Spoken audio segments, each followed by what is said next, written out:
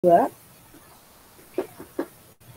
akad syariah ini kemarin kita udah pertemuan ke-7 ini udah kita bahas ini, tapi hari ini khusus kita bahas terkait KHS-nya yang belum kita bahas. Gitu. Jadi KHS kemarin kita udah bahas adalah rahen, tapi court-nya yang belum kita bahas adalah wadiah, hibah, kalau nggak salah wadiah, hibah, wakalah. Wadiah, hiwalahnya udah, kalau nggak salah court-nya udah. Oke, kita akan bahas dulu satu-satu. Kalau misalkan agak saya review dikit ya. Jadi akad baru kalau masih ingat yaitu adalah not for profit atau based on untuk hanya akad ta'awun gitu ya, akad ta'awun. Kalau dalam akad itu nanti ada akad baru, ada akad tijari gitu ya. Kata baru ini adalah akad-akad yang bertujuan untuk tolong-menolong dan kebaikan. Itu artinya sebenarnya. Karena dia basicnya dari arti dari tabaru sendiri adalah tolong-menolong gitu, tabaru atau ta'awun. Jadi akad ini adalah sebenarnya akad-akad yang berdasar dari trust antara kedua belah pihak gitu. Trust antara individu dengan individu gitu. Kalau kita ngomongin akad, itu ya akadnya. Kita nggak masuk produknya. Kalau produk yang tadi kita bahas di perbankan. Kemudian kemarin kalau masih ingat bahwa akad tabaru ini hanya terbagi menjadi 3 bentuk gitu ya. Ada yang bentuknya pinjaman uang, kemudian penyimpanan, kemudian ada pemberian. Itu yang akad-akad yang termasuk di dalam akad tabaru. Kalau kemarin akad bentuknya pinjaman uang itu adalah qard, ada rahen, ada hiwalah. Kemudian kalau yang bentuknya pinjaman jasa itu adalah wakalah. Kemudian ada juga yang menyebutkan wadiah gitu ya, karena pinjaman jasa ya, pinjaman jasanya dalam bentuk ada yang bentuknya bisa diri dan tempat gitu ya, pinjaman jasa. Kemudian kalau yang bentuknya pemberian, berarti itu diberikan. Dalam biasanya diakadkan untuk tujuannya kemaslahatan umum. Biasanya contoh-contoh yang biasanya dilakukan adalah hibah, wakaf, hadiah, infak, gitu ya. Itu adalah pemberian. Gitu, pemberian dengan bentuk akad-akad baru. Kalau misalkan qard kemarin adalah bentuknya yang kemarin adalah pinjaman tanpa syarat, kemudian rahen adalah barang yang ditahan, kemudian dinilai secara ekonomis, kemudian kalau hiwalah adalah pengambil alihan hutang, itu ya, secara garis besarnya. Itu adalah secara garis besarnya akad tabaru tapi dalam bentuk pinjaman uang. Kalau kita akan bahas rinci qard di kompilasi hukum ekonomi syariahnya. Enggak. Biar lebih detail terkait qard ya. Kalau tadi ini salah satu qard ini akad yang digunakan di negara selain Indonesia ya. Kan kalau kita pakainya wadiah nih. Kalau misalkan tabungan gitu. Ada beberapa negara yang memakainya menggunakan qard. Terus apa sih maksudnya qard itu? Akad qard gitu ya. Akad qard itu karena bentuknya ketentuan umumnya adalah nasabah qard wajib mengembalikan jumlah pokok yang diterima. Jadi kalau kita bahas tadi dari pengertiannya bahwa qard itu adalah pinjaman tanpa syarat, kemudian dikembalikan dalam waktu jangka tertentu. Berarti nasabah yang atau individu yang menggunakan akad qard wajib mengembalikan jumlah pokoknya yang diterima pada waktu yang telah disepakati. Jumlah pokok ya, tidak ada karena dia nanti dikembalikannya secara muajal atau secara angsur, kemudian ada tambah secara, kalau kemarin kita bahas bayi atau jual beli itu diperbolehkan, tapi kalau akad qard tidak. Kalau akad qard tidak. Karena mengembalikan jumlah pokoknya yang diterima pada waktu yang telah disepakati bersama. Nah, sebenarnya nanti qard ini kalau di lembaga keuangan syariah ya modalnya bukan dari yang mudorobah ya, nggak bisa, karena mudorobah itu fungsinya untuk membiayai akad-akad yang nantinya ada bagi hasil. Kalau ini tidak bisa, jadi biasanya khusus saja gitu. Nah, berarti kita bisa tahu sebenarnya ada beberapa negara yang menggunakan akad qard ini, berarti dia permodalan cukup baik ya. Permodalan cukup baik karena bisa dia tidak minta pengembalian mengembali lebih ini dalam kutip dalam dengan menggunakan akad muajjal ya, atau tidak tunai dengan cara angsur, karena perbankan yang mungkin kalau kita ngomong perbankan akad qard ini yang digunakan berarti mereka pemodalnya cukup baik gitu. tidak memberikan biaya apapun. Biaya administrasi qard dapat dibebankan. Nah, boleh. Jadi ada biaya administrasi yang bisa dibebankan untuk pengelolaan untuk pengelolaan biaya administrasi. Kemudian pemberi pinjaman qard dapat meminta jaminan kepada nasabah bila dipandang perlu.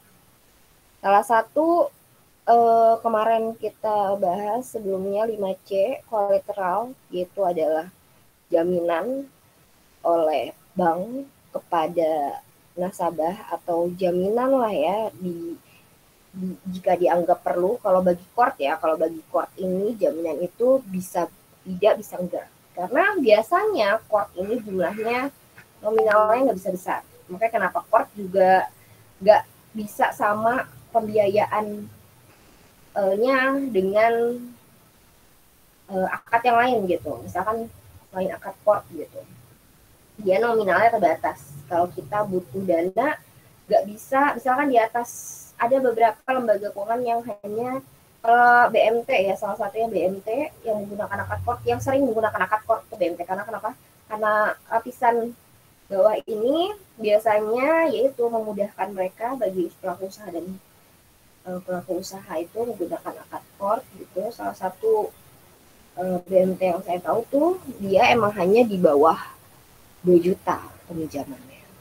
Kenapa juga tidak digunakan jaminan itu dianggap perlu atau tidak gitu ya, karena memang nominal yang bisa digunakan oleh akad qard ini, jadi jangan sampai bukan ada bisa nih kita minjem 100 juta pakai akad qard aja gitu. Nggak semudah itu, karena emang ada beberapa resiko yang harus ditanggung oleh lembaga keuangan syariah kan gitu. Jadinya mereka membatasi, biasanya akad qard ini membatasi jumlah nominal yang bisa digunakan menggunakan akad qard. Jadi nggak bisa sebutuhnya nasabah gitu. Biasanya praktiknya adalah akad qard ini dibatasi oleh nominal gitu. Itu sesuai kebijakan masing-masing lembaga keuangan syariah ya. Gitu. Itu kemudian nasabah dapat memberikan tambahan atau sumbangan dengan sukarela kepada pemberi pinjaman selama tidak diperjanjikan. Itu juga boleh. Jadi misalkan mungkin si A ini individu dengan individu misalkan. Ini kan soalnya kompilasi hukum ekonomi syariah ini boleh digunakan oleh individu juga ya. Maksudnya bukan hanya di perbankan. Karena kompilasi hukum syariah ini adalah pengaturan yang harus dilakukan gitu ketika kita menggunakan akad qard ini gitu. Jadi nasabah atau orang yang sudah diberikan pinjaman gitu, mungkin bukti terima kasih gitu ya, boleh bahasanya adalah memberikan sumbangan sukarela. Ketika misalkan sudah dibayar secara lunas, dia mau menambahkan barang dia dipinjam 100.000 ditambah 50.000 gitu.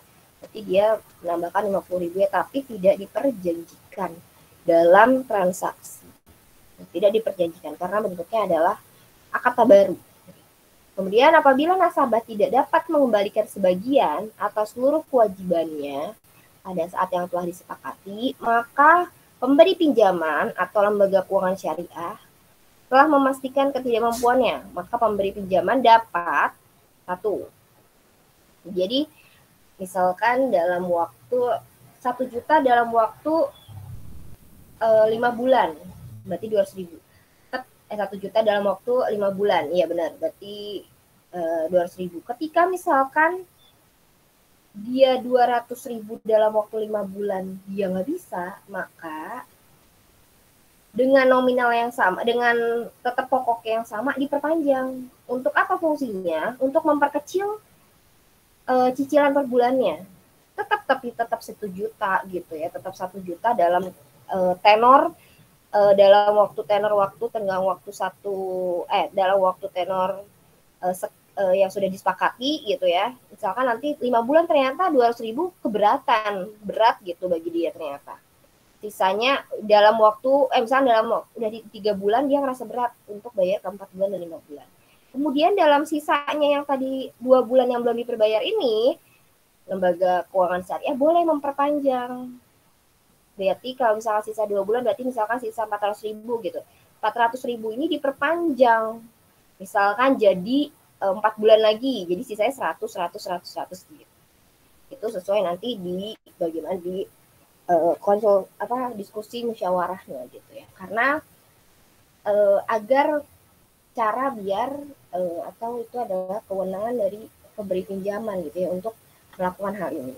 Jadi BMT, salah satu BMT yang waktu itu saya tempat magang gitu, kayak gitu. Jadi ada beberapa kasus kemacetan gitu. Nanti dianalisa. Jadi setiap lembaga keuangan syariah punya analisa keuangan di mana misalkan dia udah jatuh tempo.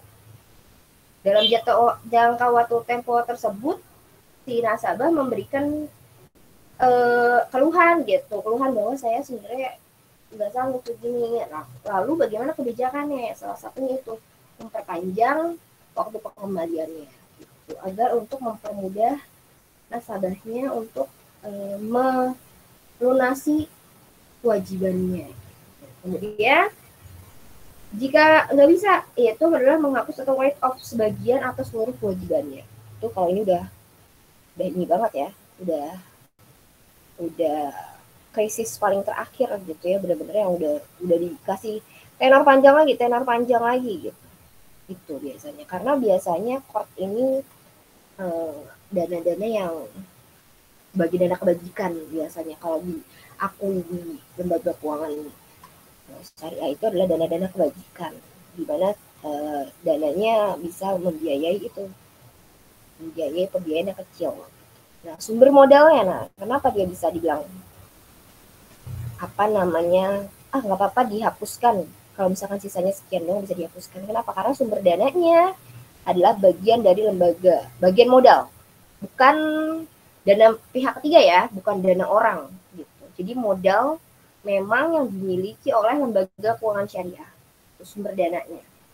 Kemudian yang kedua adalah keuntungan lembaga keuangan syariah ya, yang disisihkan, bukan keuntungan yang tadi kalau kita bahas di materi sebelumnya adalah PER, itu dana yang disisihkan, dana masyarakat yang disisihkan untuk periode selanjutnya, itu bukan yang itu. Tapi ini dana keuntungan yang disisihkan oleh lembaga keuangan syariah. Jadi murni punya lembaga keuangan syariah. Atau selanjutnya adalah lembaga lain yang mempercayakan penyaluran infaknya. Misalkan Basnas, Lasnas, atau apapun yang memberikan dana hibah gitu ya, atau penyaluran infaknya ke lembaga keuangan syariah untuk biasanya ada MOU gitu, biasanya ada MOU antara lembaga amil zakat gitu, ini untuk para ini gitu, untuk membiayai modal para UMKM atau dana orang yang tingkat pengembaliannya sulit gitu.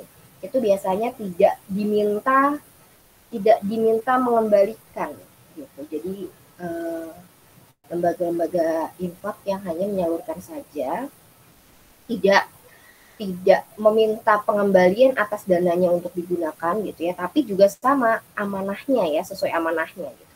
Itu bisa dana-dana itu digunakan untuk dana court. Jadi murni bukan punya dana pihak ketiga, melainkan dana modal lembaga keuangannya sendiri atau lembaga keuntungan yang kan dalam produk-produk lainnya mungkin dia punya keuntungan kan yang lembaga keuangan syariah itu, yaitu penyisihannya dalam keuntungannya untuk didanai untuk dana court. Jadi sebenarnya dana court ini yang jumlahnya kecil bisa dibilang untuk satu lembaga keuangan, tergantung yang modalnya yang dimiliki, yang bisa dibagikan.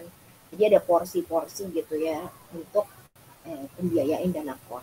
Jadi biasanya kalau di lembaga bank itu di BMT salah satunya yang aktif gitu ya menggunakan akad KOR ini. Kalau tadi kita bahas di perbankan syariah nggak pakai ya, dana KOR ini nggak digunakan di perbankan syariah untuk tadi tabungan juga enggak, investasi deposito juga enggak, itu enggak pakai menggunakan dana KOR. Tapi yang saya ketahui adalah banyak yang digunakan untuk lembaga-lembaga keuangan syariah seperti salah satu BMT. Jadi itu juga mereka punya biasanya ada jatah. Misalkan satu tahun ini hanya beberapa nasabah yang bisa dibiayai dengan dana KOR. Nanti ketika ini sudah lulus baru bisa masuk satu lagi gitu. Jadinya bukan menjadi utama produk syariah di lembaga keuangan tersebut gitu. Karena dia melihat dana kecukupan, pengembalian modal yang sudah, misalkan ada yang sudah mengembalikan secara utuh, berarti itu bisa lagi digunakan gitu.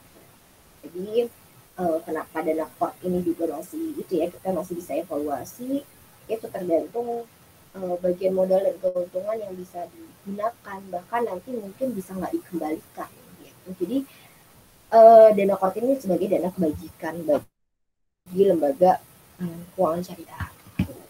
Satunya itu, makanya kenapa perbankan syariah mungkinnya tidak menggunakan ini, karena dia bentuknya bank ya, harus kalau dilihat dari sisi pengawasan dan kehati-hatiannya, perbankan lebih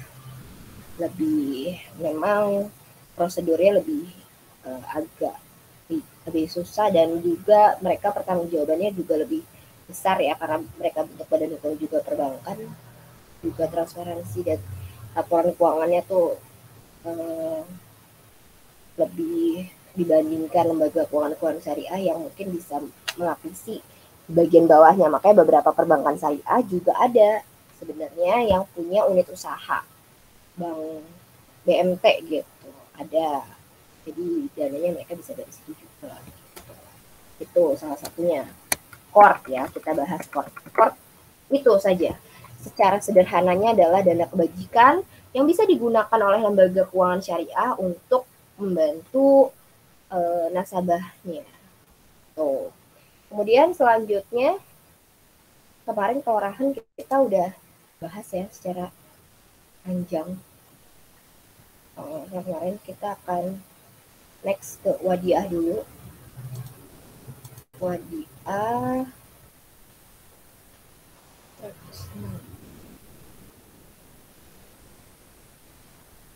itu akad KOR ya. Kalau ada yang mau bertanya di akad KOR itu silakan sebelum ini masuk ke wadiah, kalau ada yang mau bertanya.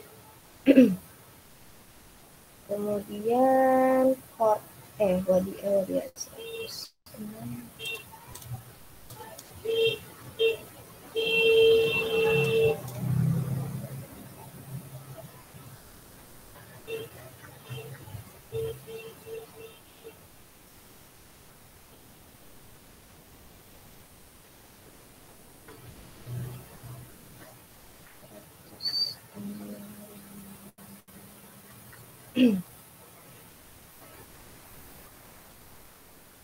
Oke, wadiah.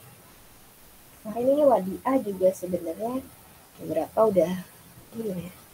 Apa kita bahas sedikit wadiah.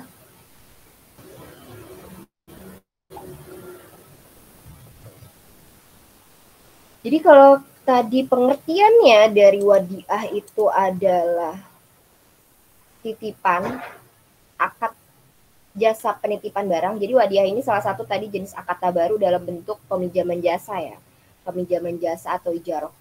Kemudian salah satunya adalah, jadi pengertian dari wadiah ini adalah penitipan barang atau jasa antara pihak yang punya barang dengan yang diberi kepercayaan gitu ya, dalam tujuan menjaga keamanan atau keutuhan barang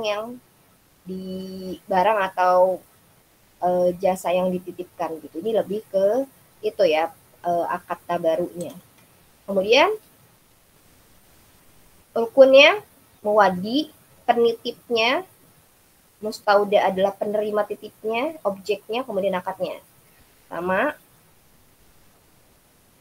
akadnya harus dinyatakan dengan lisan dan tulisan dan berbuat.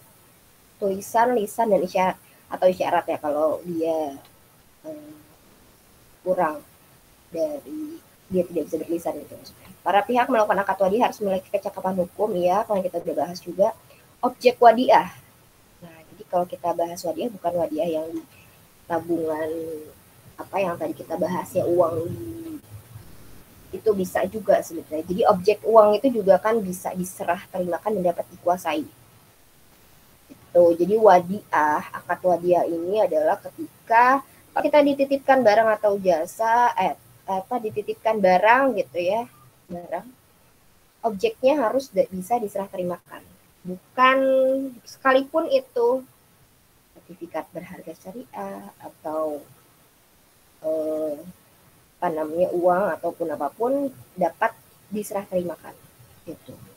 Kemudian bisa dibatalkan sesuai akad. Kemudian akad wadiah yaitu ya kita udah bahas juga wadiah ada dua, amanah dan domanah.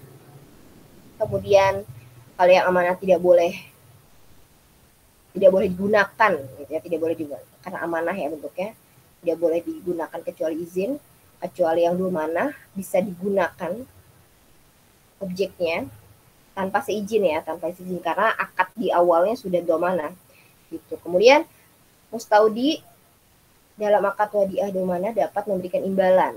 Ya, jadi ketika objek wadiahnya itu bisa dipergunakan gitu karena domanah, maka bisa diberikan imbalan gitu, atas dasar sukarela, tidak ya tadi balik lagi karena ini bentuknya kata baru ya.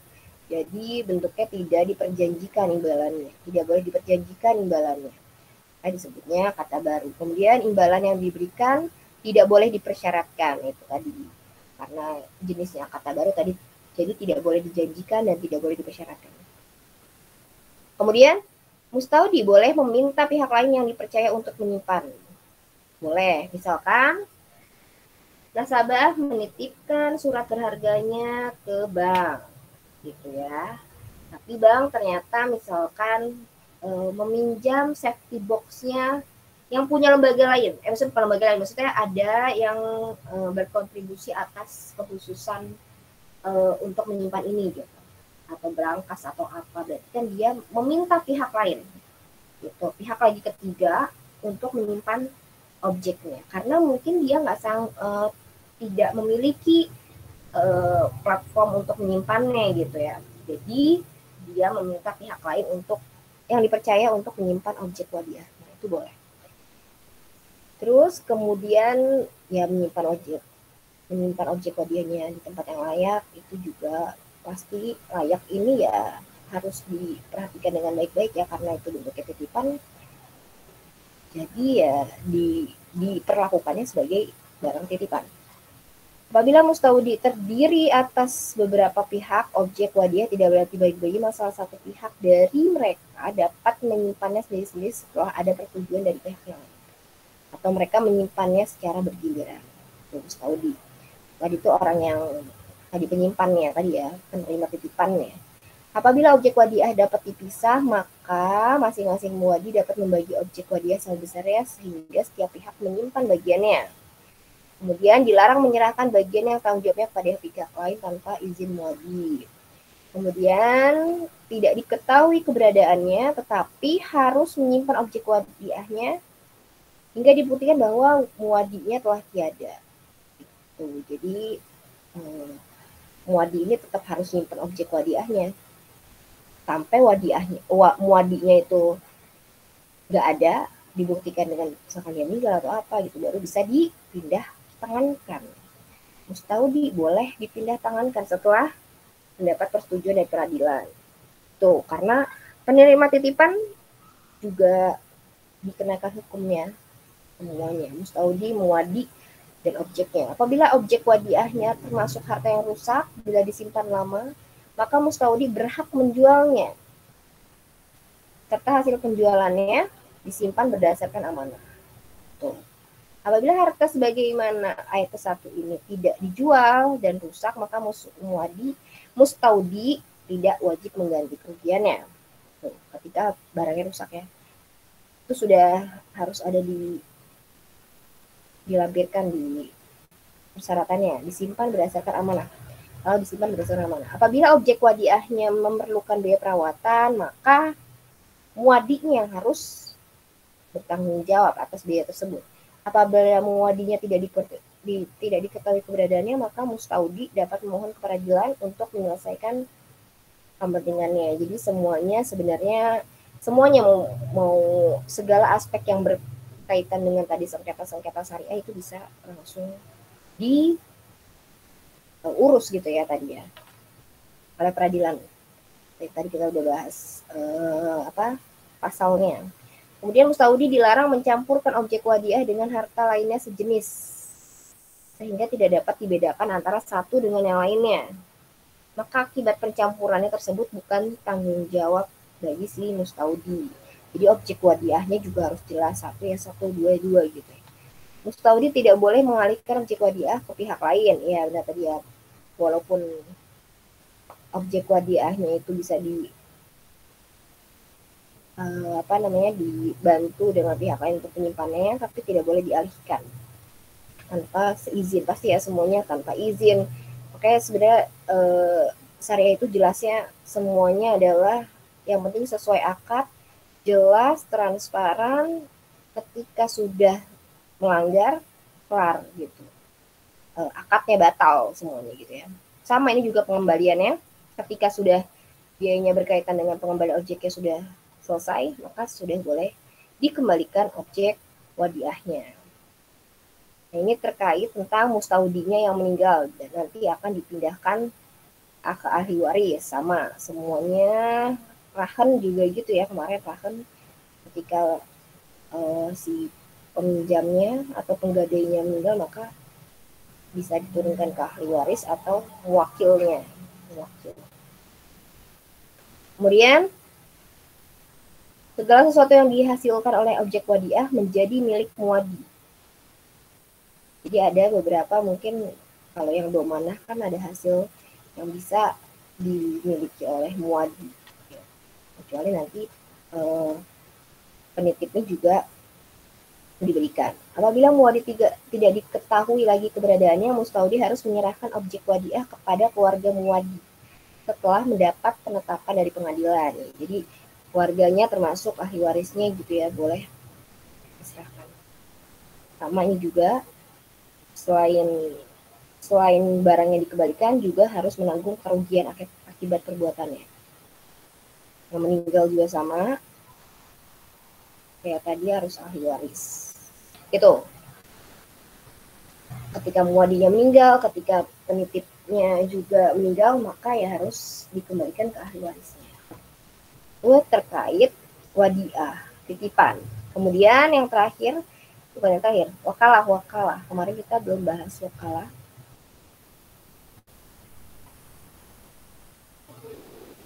Wakalah itu tadi adalah pemberian kuasa ya, beda sama hiwalah. Kalau hiwalah itu adalah pengalihan hutang, kalau wakalah itu adalah pemberian kuasa atas, karena dia melaksanakan tugas atas memberi kuasa. Jadi akad yang wakalah itu adalah akad pemberian kuasa kepada penerima kuasa untuk melaksanakan tugas gitu. Jadi ada tugas-tugas yang harus diwakilkan gitu ya kepada mewakil dari wakil gitu. Apa ketentuannya bagi seorang wakalah? Seorang yang mengikuti kegiatan melakukan proses wakalah ini gitu. Ada beberapa konsekuensi yang harus diterima atau yang harus diketahui secara jelas tentang bab wakalah. Bab wakalah jelas ya, wakil itu adalah penerima kuasa. Gitu ya. Kalau mewakil adalah pemberi kuasa. Gitu. Pemberi kuasa. Kemudian akad. Akad pemberian kuasa terjadi apabila ada ijab dan qabul. Ya, karena itu salah satu syarat. Kemudian penerimaan diri sebagai penerima kuasa bisa dilakukan dengan ini sama ya. Semua akad harus mengikuti akad dan ijab kabulnya harus jelas. Kemudian izin dari persetujuan sama dengan pemberian kuasa untuk bertindak sebagai penerima kuasa. Itu. Kalau ada yang di tengah-tengah nggak jelas boleh ya. Izin dari persetujuan yang terjadi kemudian hukumnya sama dengan hukum pemberian kuasa yang terdahulu untuk bertindak sebagai penerima kuasa. Jadi karena ini bentuknya adalah mewakilkan dari si pemberi kuasa, maka hukumnya sama.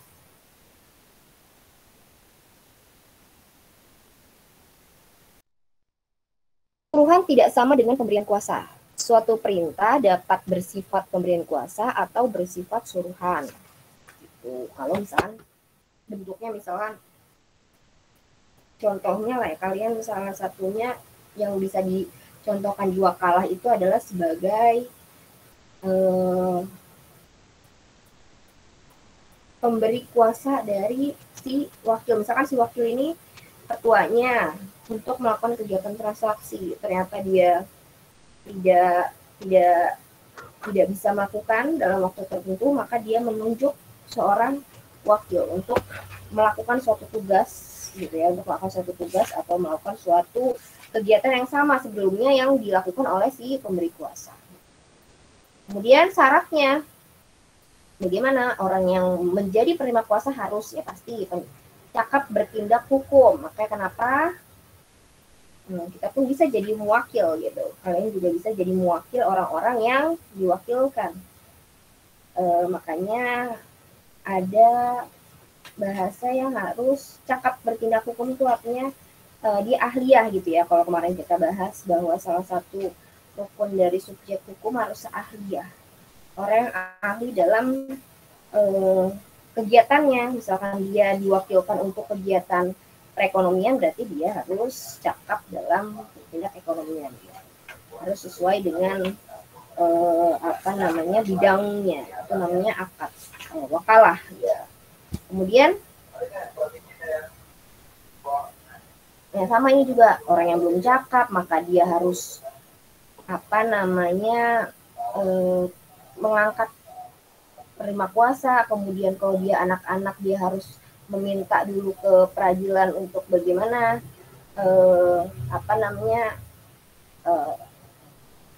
kalau dia bentuknya anak ya, kalau dia seorang anak berarti dia harus mengangkat penerima kuasanya atau mengangkat dari keluarganya gitu ya, mengangkat dari keluarganya untuk menjadikan dia wali gitu.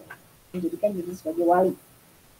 Kemudian seorang penerima kuasa harus sehat akal dan pikiran, ini jadi syarat seorang subjek hukum ya, karena dia harus melakukan tindak hukum bagi pewakil atau mewakil, maka dia harus mengikuti syarat-syarat ini.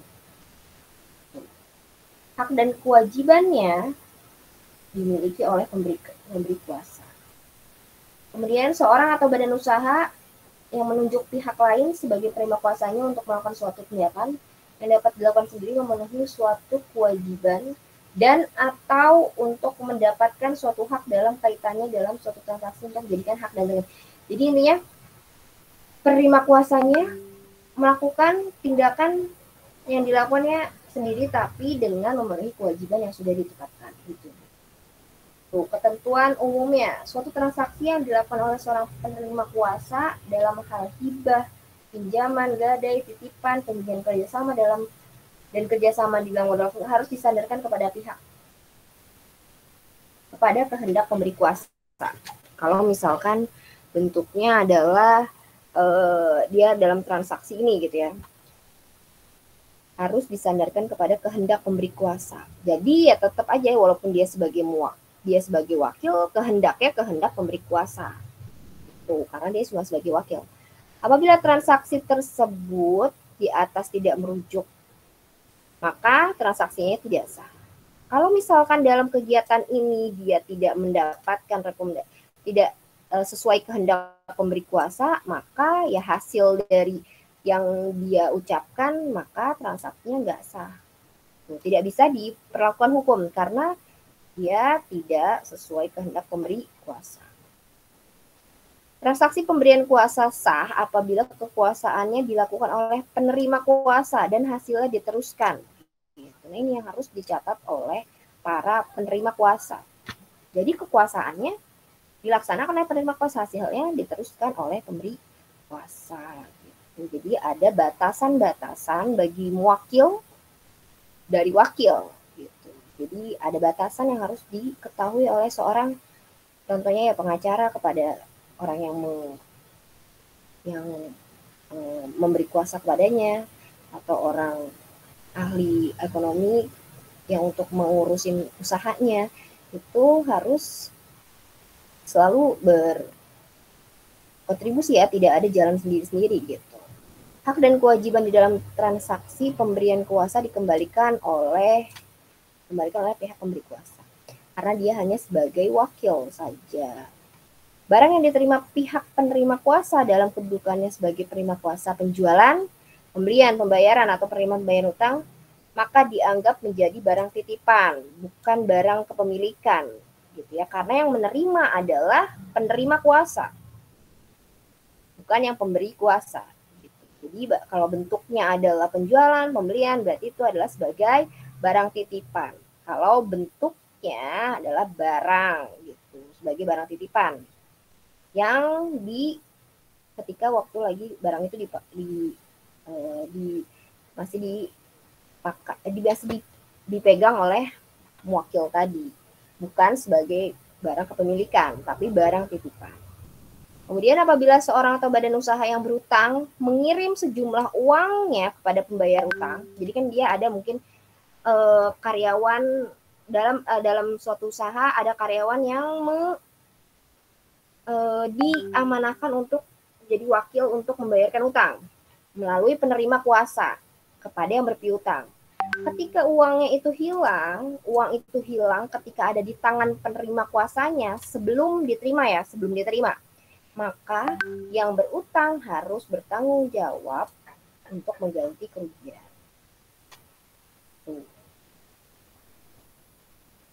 Bila penerima kuasa berasal dari pihak yang berutang, maka yang berpiutang harus bertanggung jawab mengganti kerugian. Itu kebalikannya.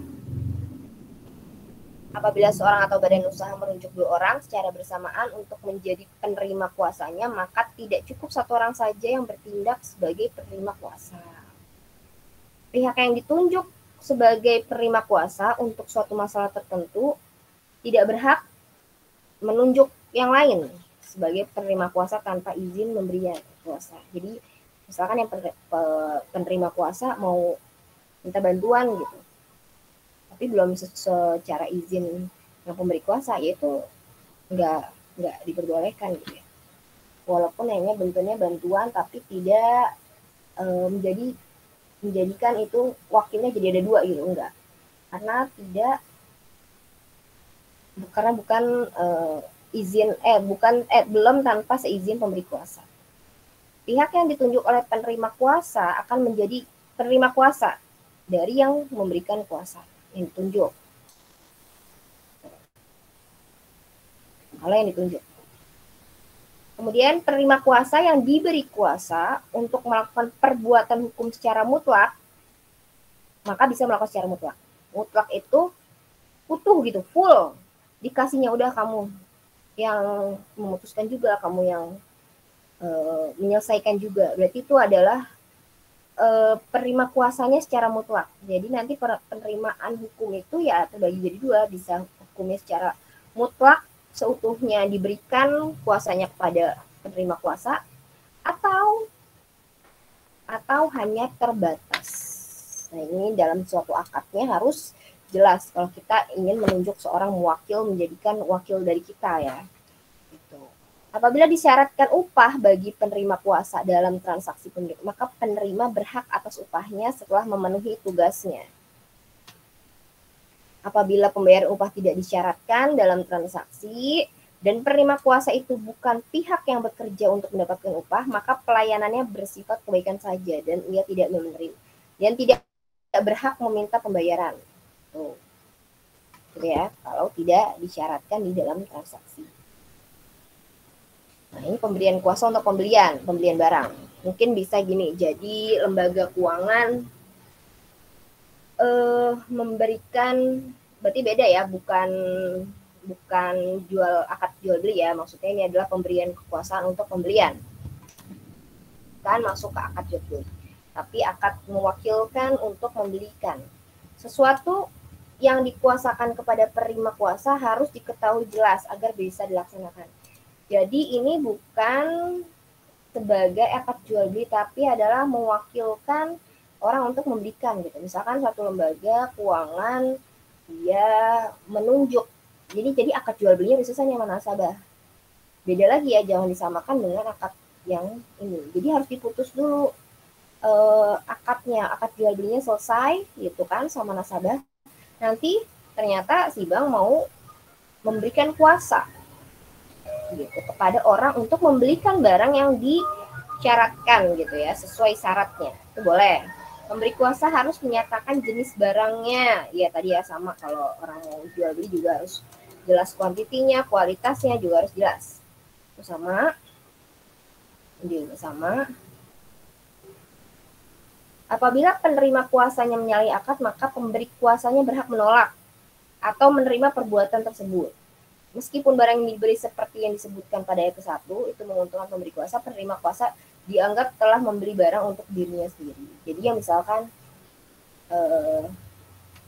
penerima kuasanya nyalahin akad gitu, intinya dia membelikan barang yang bukan sesuai, tapi sebenarnya ternyata itu menguntungkan bagi pemberi kuasa, tapi ya dianggap barangnya itu bukan milik untuk pemberi kuasa.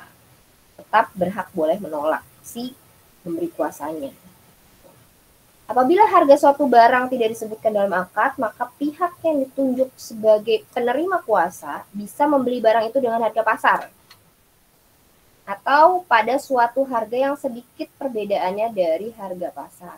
Kalau tidak disebutkan dalam akad. Apabila harga suatu barang yang tidak disebutkan dalam akad, maka pihak yang ditunjuk sebagai penerima kuasa bisa membeli barang itu dengan harga pasar atau pada suatu harga yang sedikit perbedaannya dari pasar. Kalau tidak disebutkan dalam akad. Jadi udah terserah dari dia, sudah mengamanahkan, terserah ya. Biasanya sini bukan perbankan, ini beli dengan ini. Jadi terserah mau belinya di mana gitu. Yang penting beliin gitu, yang penting beliin. Tuh biasanya kan berarti nggak disebutkan ya harganya harus sekian gitu. Berarti ya boleh ditentukan dengan harga pasar, tapi ini biasanya tidak diberlakukan di lembaga keuangan, karena kalau di lembaga keuangan syariah perbankan ataupun lembaga keuangan syariah yang kecil pasti harus ditentukan harga juga, kecuali memang pas dari saat itu harga ternyata naik, tapi itu juga belum harus dibeli, harus dikasih tahu dulu bahwa harganya beda dengan harga yang diinginkan gitu, bagaimana, mau apa enggak gitu, baru dibeli. Apabila penerima kuasa membeli sesuatu dengan harga yang sangat jauh, berbeda dengan harga yang wajar, maka pemberi kuasa tidak terikat. Tidak terikat oleh pembelian itu. Apabila pihak yang ditunjuk sebagai penerima kuasa pembelian membeli suatu barang dengan cara menukarkannya dengan barang lain, maka transaksi pemberian kuasa itu berlaku untuk musim tersebut. Tuh. Pada saat itu ya berarti boleh. Apabila satu pihak menunjuk pihak lain sebagai penerima kuasa untuk membeli suatu barang tertentu, tidak boleh memberi barang untuk diri sendiri. Ya pasti ya sama kayak tadi, pasal-pasalnya sama sebenarnya. Sama kalau beli untuk barangnya sendiri berarti barangnya tetap milik memberi kuasa. Kemudian ini juga sama, apabila penerima kuasa membeli barang dengan harga yang lebih tinggi dengan harga yang telah ditetapkan oleh pemberi kuasa atau pembelinya, maka barang itu jadi milik penerima kuasa. Sama ya, pokoknya kalau kalau dia pembeliannya diakadkan harganya ya harus sesuai gitu. Kalau enggak ya berarti itu jadi milik penerima kuasa. Barang yang dibeli penerima kuasa menjadi miliknya apabila telah mendapat izin dari pemberi kuasa untuk membeli barang atas penerima kuasa. Jadi mungkin ada penerima dia mau pakai nama penerima kuasanya untuk membeli barang itu karena dia nggak punya platform untuk bisa beli gitu. Jadi dia menggunakan nama penerima kuasa, tapi ya atas izin pemberi kuasa. Gitu. Jadi ada kasus-kasus yang seperti itu gitu. Jadi diperbolehkan. Apabila penerima kuasa menyatakan bahwa ia akan membeli barang untuknya sendiri di hadapan pemberi, maka barang itu menjadi miliknya. Ya, sudah di luar dari hak ya. Boleh saja gitu. Apabila dua pihak secara terpisah menunjuk pihak yang sama sebagai penerima kuasanya untuk membeli barang, maka barang itu akan menjadi milik pemberi kuasa.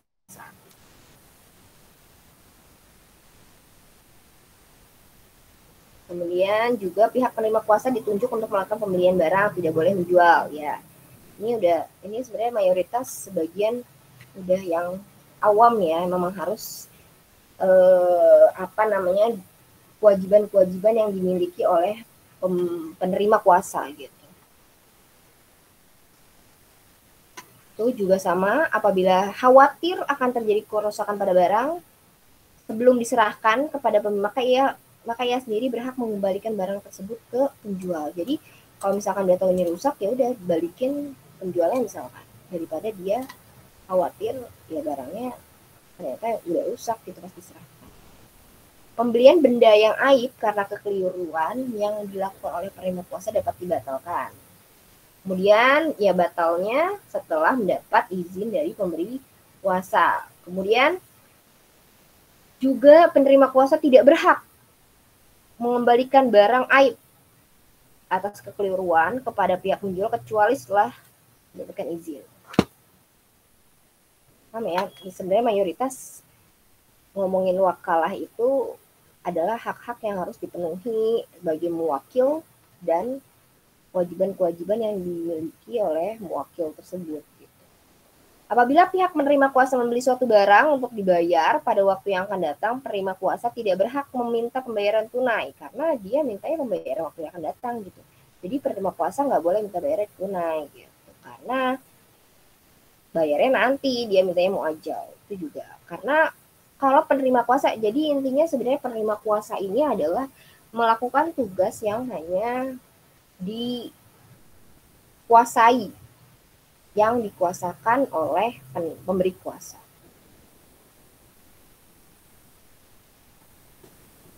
Sama ini juga tentang masih pembelian barang.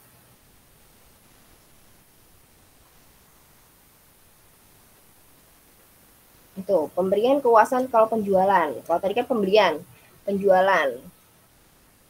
Pihak menerima kuasa yang telah diberi kuasa penuh untuk melakukan suatu proses transaksi jual beli berhak menjual harta milik pemberi kuasa dengan harga yang wajar. Jadi ada pemberian kuasa sebagai penjual, misalkan ada orang jual rumah ya lewat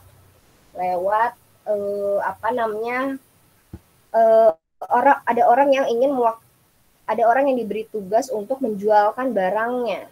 Nah itu berarti berhak atas harta pemberi kuasa dengan harga yang wajar. Misalkan ya dia jual rumah tapi lewat perantara gitu kan, berarti dia menjualkan rumahnya lewat perantara, berarti ya menjual harta milik pemberi kuasa dengan harga yang wajar, wajib, tidak di luar dari harga harusnya gitu ya. Apabila pemberi kuasa telah menentukan harga, maka penerima kuasa tidak boleh menjualnya lebih rendah dari harga yang telah ditentukan. Apabila penerima kuasa menjual dengan harga yang lebih rendah, maka transaksinya dibentikan dulu sementara. Kemudian baru dijalankan ketika sudah diizin. Kemudian pemberi kuasa berhak menuntut ganti rugi kepada penerima kuasa yang menjual harganya lebih rendah dari harga pasar atau lebih rendah dari harga yang disepakati. Itu boleh minta ganti rugi. Ini itu ya, karena ada plus minusnya sebenarnya kalau kita menggunakan wakalah ya gitu. Penerima kuasa tidak boleh membeli barangnya sendiri untuk dan atas nama pemberi kuasa kecuali atas izin. Jadi saya aja yang beli gitu. Berarti dia bukan mewakil ya jatuhnya, tapi pembeli. Bukan lagi dengan menggunakan akad wakalah. Kemudian ini juga sama, menjual secara mutlak ataupun secara perdata sama tadi seperti yang pembelian. Kemudian apa lagi? Ya bisa dijual dengan tunai atau cicilan. Ini kalau ngomongin wakalah, padahal hanya wakalah ya gitu. Tapi emang dia secara detail terinci harus satu-satu terbahas gitu. Karena banyak kasusnya yang tidak sesuai amanah gitu. Makanya kenapa dalam pasal-pasalnya dituntutnya, karena setiap pasal pasti ada aja yang misalkan dia terkena pasal ini, berarti dia melanggar atas pembelian barang yang di luar darinya gitu. Jadi beberapa pasal yang harus dibahas secara detail ya, karena banyak kasus-kasus yang terjadi ketika memang hanya mungkin tidak sesuai izin atas pemberi kuasanya, maka itu bisa diperkarakan gitu. Kenapa pasalnya jadi banyak sekali? Karena setiap yang dilakukan oleh muwakil gitu, orang yang diwakilkan itu dilindungi oleh pasal hukum gitu. Ketika dia melanggar dari ketentuan ini, pasal-pasal, maka pemberi kuasa bisa menuntutnya karena dia terkena pasal ini gitu. Karena dia terkena pasal ini gitu. Itu makanya dilindungi sekali gitu orang yang memberi kuasa dan orang yang menerima kuasa gitu. Sama apalagi dalam pembelian, apalagi dalam penjualan barang itu pasti banyak sekali gesrekan gitu ya, karena bentuknya adalah udah lagi sebagai wakil gitu, bukan bertindak langsung. Beda secara kalau bertindak langsung kita bisa mengakses diri kita sendiri. Beda kalau kita bisa mengamanahkannya kepada orang. Hanya itu dilindungi beberapa peraturan-peraturan untuk agar tidak mengurangi terjadinya crash sebenarnya. Agar mengurangi tindak yang tidak sesuai dengan amanahnya gitu. Itu sih makanya ini banyak sekali gitu kan. Ini sebenarnya mayoritas fungsinya adalah untuk mengetahui kewajiban yang harus dimiliki oleh seorang muwakil. Itu muwakil tadi, makanya muwakilnya itu sebagai tadi pembelian, atau tadi itu ada pembayaran hutang, di sini juga ada tentang penjualan barang gitu. Apalagi kalau penjualan barang bukan saja sampai penjualan barang, ada lagi nanti tentang jualnya dia tunai apa angsur atau bagaimana, itu benar-benar yang dibahas detail di pasal-pasal ini gitu. Itu ada yang mau bertanya dulu karena ini panjang ya sebenarnya, ini udah hampir mau di akhir waktu. Ini sampai pasal kalau terjadi gugatan ya, kalau terjadi gugatan. Baik penggugat maupun tergugat boleh menguasakan kepada orang lain yang mereka pilih untuk bertindak sebagai penerima kuasa dalam perkara gugatan. Orang yang menunjuk orang lain sebagai penerima kuasanya untuk perkara gugatan, kalau ini untuk perkara gugatan ya. Kalau tadi yang atas untuk pembelian, terus penjualan, kalau ini untuk gugatan. Boleh deh, ini kita bahas sedikit. Secara sah boleh melarangnya untuk membuat sesuatu pengakuan terhadapnya, maka suatu pengakuan yang dibuat oleh penerima kuasa terhadap kliennya tidak sah.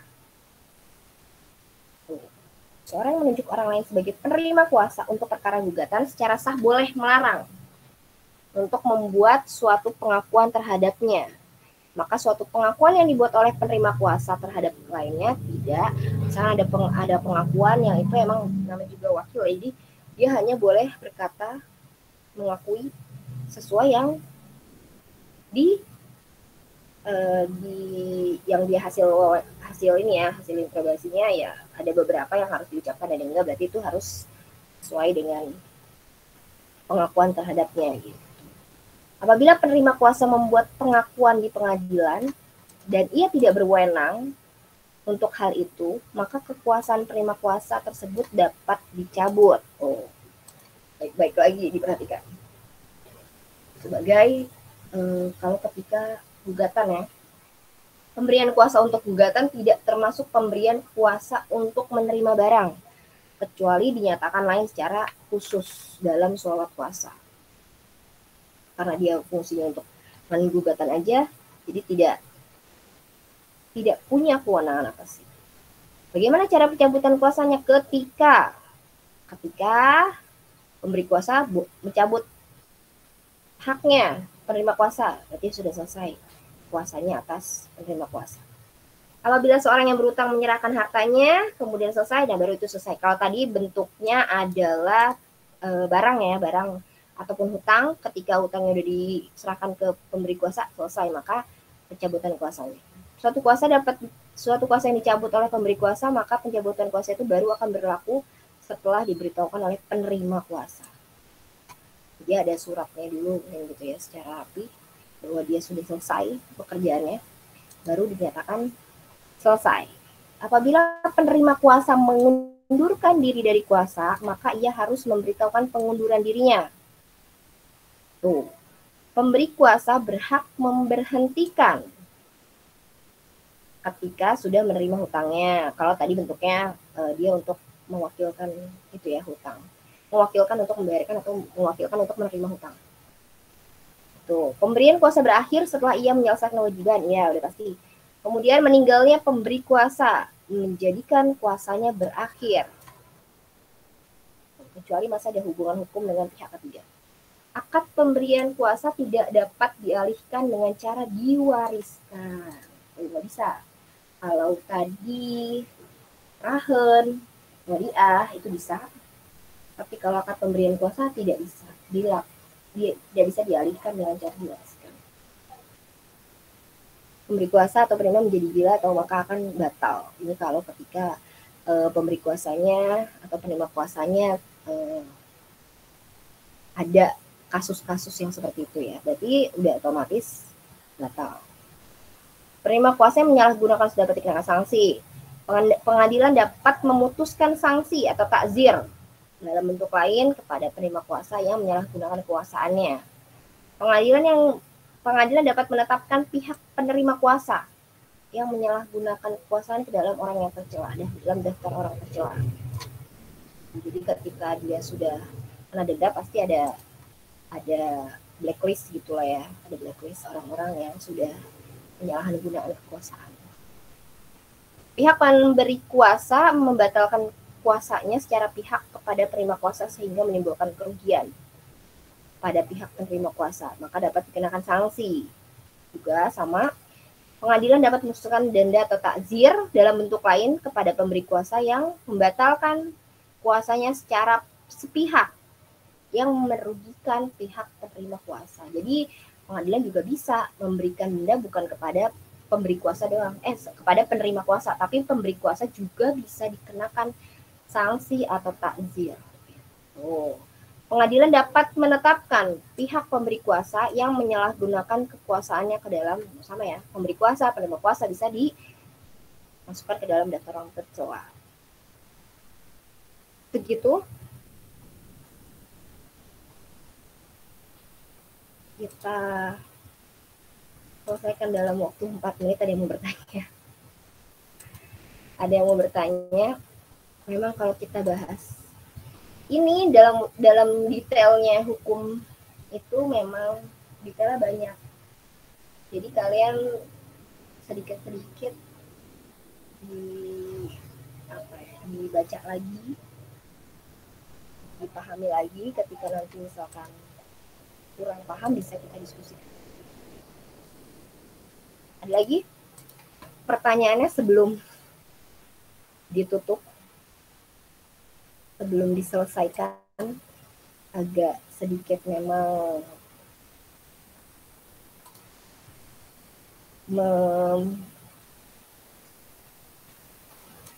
mendetailkan materi ini aja sih sebenarnya. Karena setelah ini ada setelah ini adalah PTS ya gitu. Jadi terakhir kalau kalian ada yang mau didiskusikan ataupun apa yang lainnya, kalau tidak berarti sudah dianggap sudah bisa gitu, sudah bisa nanti tinggal diresapi masing-masing. Kisi-kisi ujian nanti kali ya. Kisi-kisi ujian nanti saya kabarin karena saya juga tahu saya masih baru juga, makanya kayaknya nanti ada catat dulu. Kayaknya sih pasti materinya dari pertemuan 1 sampai 7 udah pasti ya. Gitu. Tapi kayaknya karena bentuknya ini kerjainnya adalah online, bukan di kelas. Jadi mungkin saya lebih banyak ke kasus, bukan kasus, lebih ke interpretasi jawaban, interpretasi soal, karena kita ngomongin perbankan dan akad, kalau tekstual aja bisa dihafalkan gitu ya sebenarnya sesuai materi. Tapi mencoba untuk menginterpretasikan beberapa penggambaran yang lain biar nggak hanya tekstual aja hafalnya, tapi juga dimengerti dan dipahami gitu. Kayaknya sih lebih ke interpretasi soal bentuknya ya, nggak lagi kayak anaknya yang saya sebutkan. Boleh situ juga beberapa mungkin ya, tapi mayoritas lebih ke interpretasi soal. Ada kasus ini, akadnya cocoknya untuk akad yang mana gitu. Itu salah satunya. Kemudian apa faktor yang menyebabkan lembaga-lembaga pengawasan negara ini lebih ini dibanding Indonesia gitu.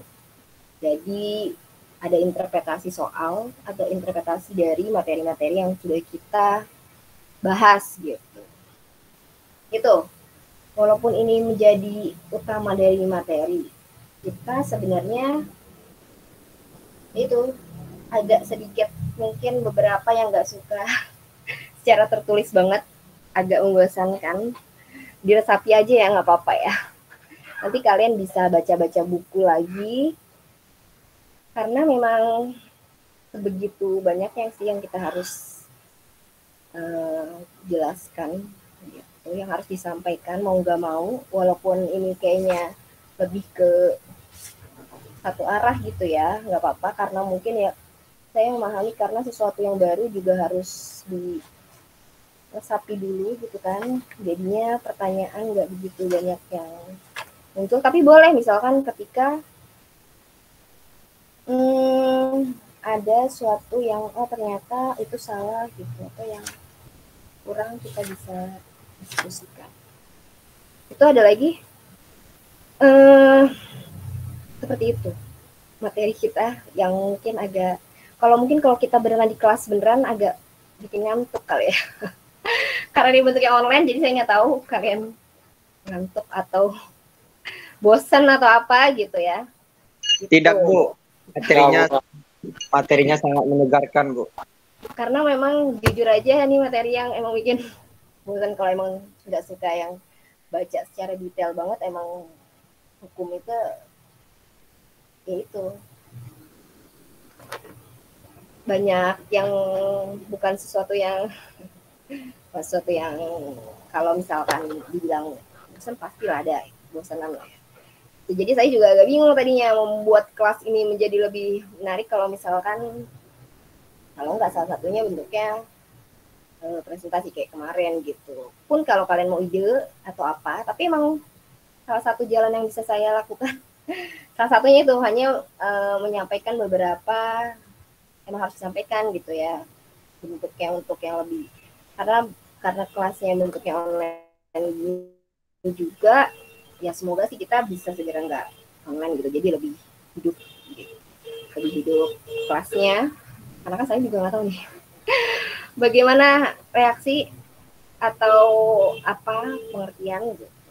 Pun kalau misalkan kalian ada keluhan, ya, ada selama ini ternyata belajar ini biasa, maksudnya nanti kita bakalan evaluasi, ini sedikit evaluasi ya, maksudnya selama 7 pertemuan ke belakang gitu, apa yang harus kita perbaiki, kita bangun gitu ya untuk kelas kalian gitu. Silakan.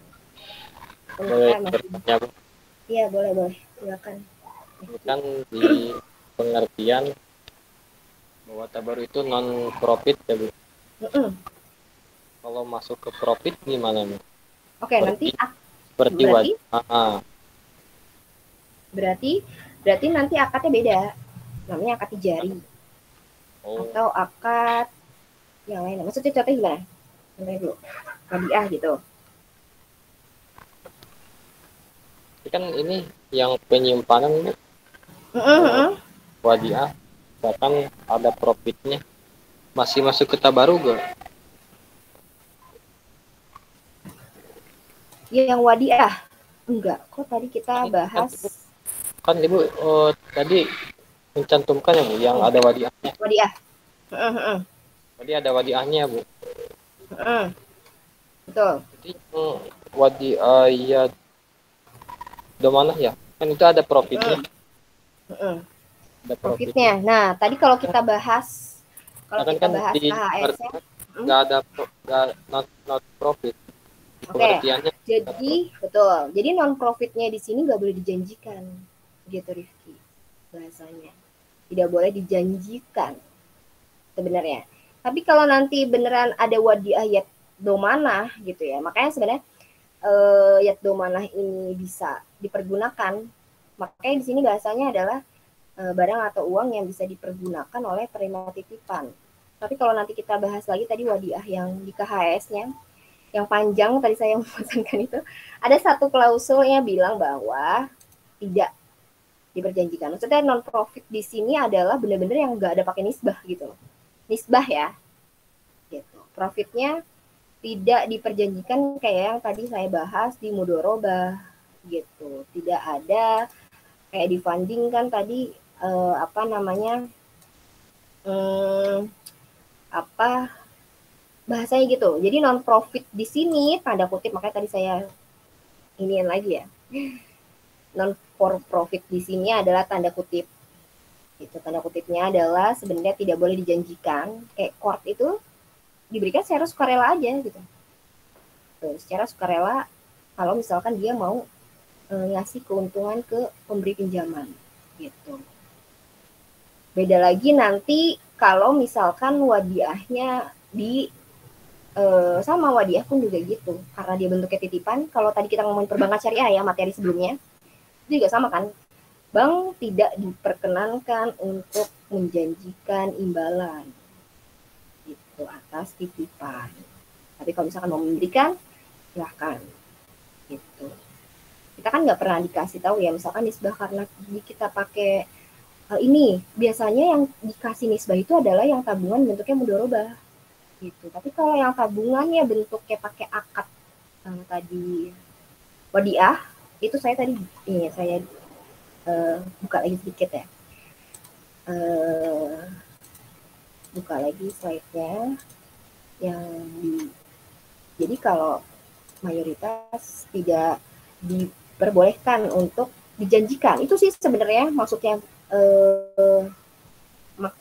dari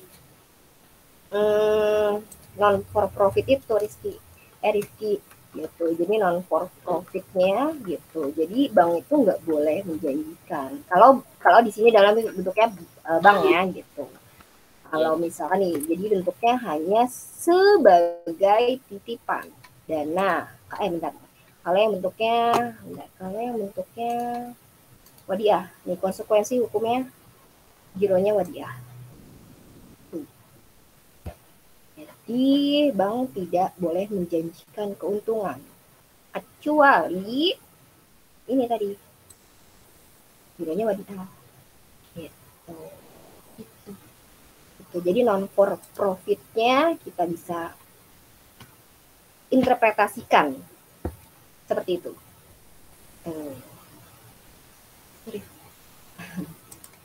Lagi tanya sebelum ditutup, apa dosen yang setelahnya udah WA sekarang udah 10.57 udah WA untuk masuk kelas belum? Ada lagi yang mau bertanya? Jadi sebenarnya tadi saya kalau masih ada waktu pengennya yaitu evaluasi kegiatan kita gitu ya selama 7 pertemuan ini. Tapi nanti aja mungkin habis PTS ya atau bagaimana gitu atau gitu. Bisa kita akhiri atau udah diwain belum Citra materi waktunya ya Bu udah. Iya bentar udah selesai ya. Sepertinya mau yang lain juga kita akhiri perkuliahan kita saat ini, insya Allah kalau masih bisa dipertemukan di PTS dan setelah PTS. Oke, saya akhiri sampai sini. Assalamualaikum warahmatullahi wabarakatuh. Waalaikumsalam warahmatullahi wabarakatuh. Terima kasih Bu. Iya, sama-sama.